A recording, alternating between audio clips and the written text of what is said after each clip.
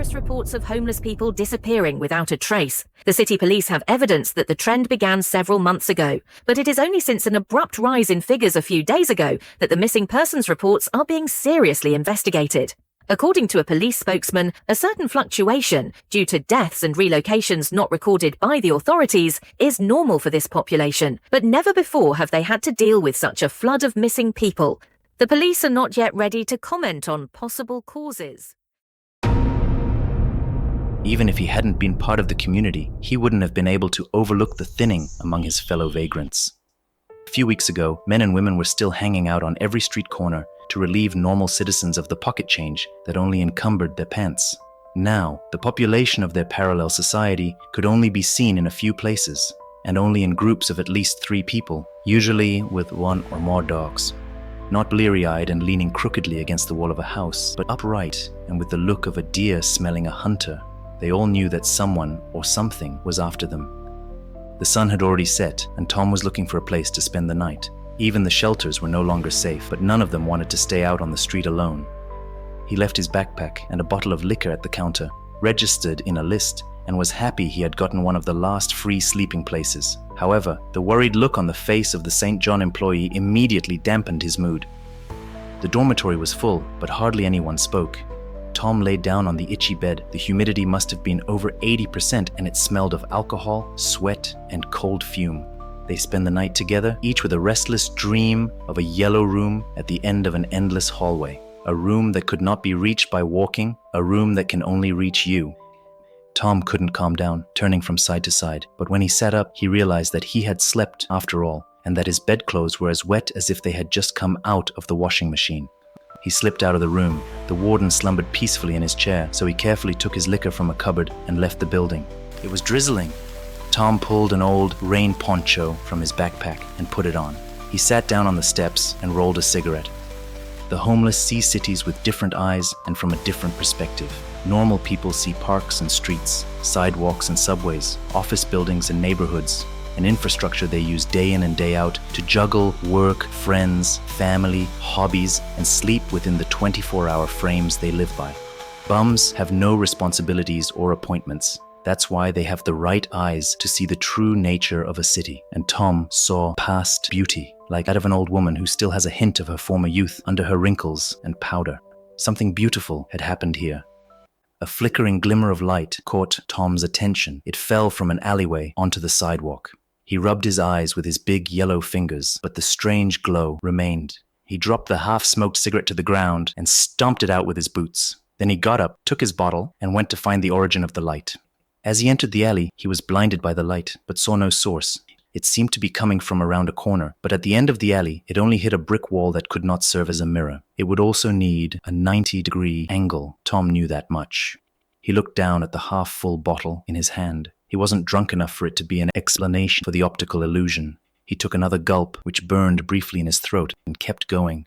After the bend, he finally saw where the light was coming from, but that didn't reassure him. It was emitting through the open doorway of an old house. It stood out like a rotten tooth among all the high walls and the steel and glass in the background.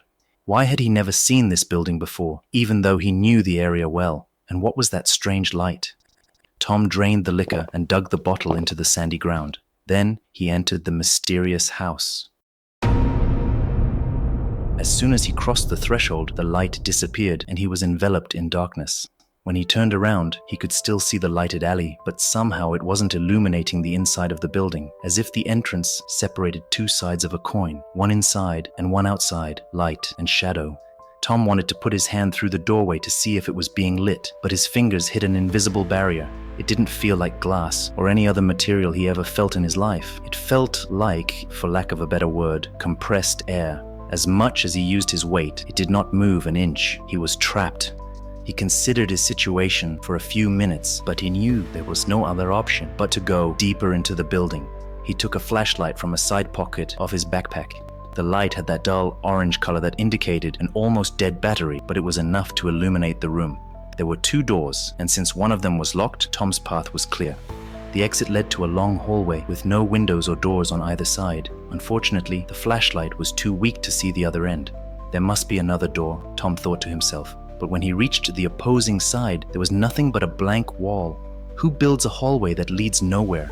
Tom was stunned. His flashlight started to flicker. To conserve the battery, he turned it off and walked back into the dark. He ran his rough fingertips over the pattern of the yellow wallpaper. When he felt the corner, he searched for the door with his other hand. It was gone. Tom crouched against the wall, his hands over his head, trying not to go crazy. A musty smell crept into his nose from the damp carpet. He dug in his backpack and found another flask, which he emptied halfway. Then he pulled himself together and walked back down the corridor. He didn't know what he hoped to find, but there was indeed a door at the other end. What was going on? Had he passed the door before? But this was no time for thinking. He grabbed the handle and pressed it down. The sight when he turned on the flashlight made him panic. Instead of returning to the lobby, he found himself in another hallway. This one was even more dilapidated and damp. It was dripping from the ceiling onto his hood, but there was something else going on. A cacophony of uneven breathing, low voices and deep sighs. A cone of light cut through the darkness and traveled down one of the side walls. Every few meters there was a thick iron door. This was a prison. As Tom walked down the corridor, he could hear the inmates in the cells moving away from the doors and cowering in the corners. It reeked of excrement and decomposition. Were they even human? He pulled the hood off his head and peered through one of the barred windows into the small room beyond, which contained nothing more than a bucket and a bed with a crouching old woman on it, who looked at him as if he were the devil himself. She was thin as a piece of paper and almost as transparent. "Who locked you in here?" He said quietly, but got no answer. Psst, turn. Startled, he spun around. The voice was coming from a cell behind him. It is you. The man's mouth opened in a restrained smile that was missing some teeth. "Steve?" Tom recognized a fellow bum he'd shared a dorm room several times. At least he resembled Steve, but he looked more like his own father. The life on the streets, the cold nights, the alcohol, the meager meals, it all wears on people, but Steve had seemingly aged years in the last few months. I know. Steve nodded, obviously noticing Tom's confused look. This isn't a normal place. It sucks you dry. Tom didn't understand. "Are there more of us here?" Cameron, Silly, Annie, and many others I don't know. They come from all over, not just London. "But how can they be kidnapped and transported across the country unnoticed?" They're not being transported. Where did you come in, Tom? "Hackney, near St. John's Shelter." Me in Redbridge. "Impossible. That's on the other side of the city. How?" Non-Euclidean geometry, quantum mechanics. What do I know? I'm a bum, not a professor. "How long have you been here?" Steve shrugged. Time's not a constant variable around here. "Never mind. I'll get you out." He searched the door with the flashlight, but couldn't find a keyhole. "Do the doors lock electrically?" Steve smiled weakly and shook his head. We're beyond saving, but maybe you can still escape. "What do you mean?" A glitch. "What's a glitch?" That's what they called it. "The people who brought you here?" Listen, find the guards in the yellow suits, but don't get caught, or you'll be my cellmate. "All right, take care. I'll send help." But his friend didn't react and just stumbled to his bed. The last drop from the flask evaporated on Tom's tongue. How long had he been wandering around the building? A day? 2? The flashlight was empty as was his stomach, but he was used to that. His dry mouth plagued him more. His saliva was thick, like glue, his tongue swollen. He put his hand on the damp carpet that ran through all the rooms, wondering if he should suck on it. But then he heard footsteps, heavy boots that made a smacking sound on the carpet. He hid under a table that seemed out of place, just in time to see 2 figures in yellow rain ponchos, not unlike his own, come through a door. They seemed a lot more real than the inmates he had encountered earlier. He realized immediately that this would be his only chance to escape, so he took off his shoes and torn socks. Despite living on the streets, Tom was relatively heavy, but the footsteps of the yellow guys drowned out his own. With each step, he felt the dampness between his toes, as if he was walking on moss after a rain shower. In the glow of the flashlights attached to the yellow ponchos, he saw one of the guards repeatedly pressing the ball of his hand against a wall. On the 7th or 8th try, the wall gave way, as if it was made of rubber, and a door he knew was closed before suddenly opened. As they exited the room, they left it open. Tom wanted to give them a head start, but without any force, the door was suddenly closing. Afraid of changing realities, he quickly interjected his fingers.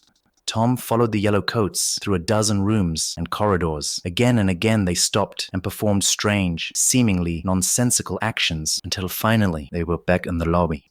He put on his hood, but the guards were too busy anyway. One of them positioned himself about 6 meters from the exit. He took 1 small step forward, then 2, and then he was catapulted out of the building, as if being kicked by a giant. As soon as he passed the barrier, he was out of sight. His colleague repeated the process and was gone too. Tom didn't think it would work, but what else could he do? He got into position, put one foot forward, then he took 2 steps, and as he started to run, he flew through the entrance and rolled several more meters through the alley. The rain washed over his face, and the clean air filled his lungs. He laughed until he realized the 2 guards staring at him. They were both wearing gas masks that had been obstructed by their hoods and tight rubber suits that peeked out from under their ponchos. As Tom pulled his heavy and weakened body to his feet, they decided to flee, even though they probably could have overpowered him easily. Summoning his last ounce of strength, Tom lunged at the person closest to him. He grabbed a corner of the poncho and managed to drag him to the ground. After several blows to the head, the warden gave up. Tom pulled the mask from his face. It revealed a middle-aged man with no distinguishing features, a man like dozens of others who passed him on the street every day. He didn't know what he had expected, but this was not it. Tom turned to the building and saw that the light was gone. The blank look on the man's face told him he shouldn't expect any answers.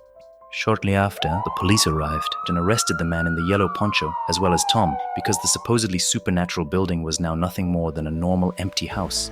For the officers, the case was clear. A drunken bum had beaten up a good citizen. Only the man's suit and gas mask were a bit odd, but he said he was an exterminator, and they seemed to believe him. They probably had set the man free that same night, and Tom was back on the streets a few days later. When he looked into the mirror of a public bathroom, he was shocked. His formerly black hair was silver as the moon. He knew he was now one of those bums. Every day he stood in crowded places and warned people about the flickering lights, the yellow corridors, and the men in ponchos. Of course, they called him crazy, but he didn't care, as long as he was only saving one person's life. After all, the entrance to these back rooms could reappear anywhere, at any time.